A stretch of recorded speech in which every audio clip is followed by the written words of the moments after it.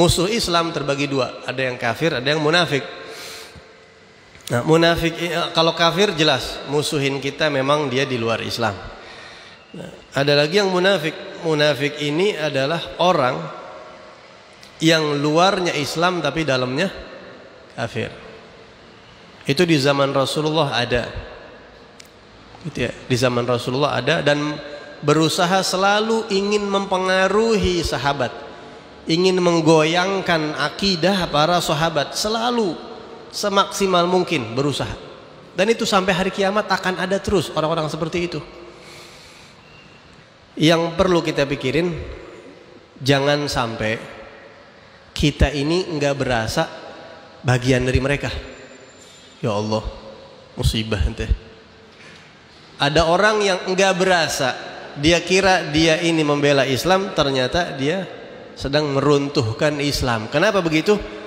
Karena dia sedang membela orang yang merugikan Islam.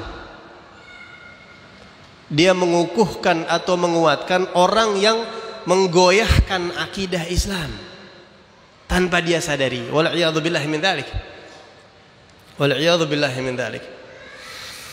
Karena dari itu ujian setan itu nggodain orang biasa yang bukan alim. Asyaitanu ahras ala idlalil alim, ya, ashaddu min idlalihi li ghairil alim, atau kama qala Imam Ali bin Abi Thalib. Sayyidina Ali mengatakan setan itu lebih semangat berambisi menyesatkan orang berilmu atau orang yang dianggap berilmu daripada orang yang tidak berilmu. Kenapa? Karena kalau orang berilmu sesat, maka akan sesatlah pengikutnya.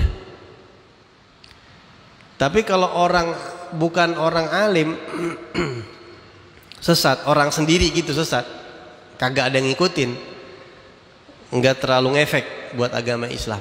Tapi kalau orang yang diikutin sesat, nah itu ngefek. Karenanya Al-Habib Abdullah bin Ali Al-Haddad mengatakan, qala ba'dul muhaqqiqin, berkata sebagian ulama ahli tahqiq, para aulia mengatakan, tuba liman mata wa matat dzunubuh. Beruntung orang yang mati, ikut mati juga dosanya berhenti.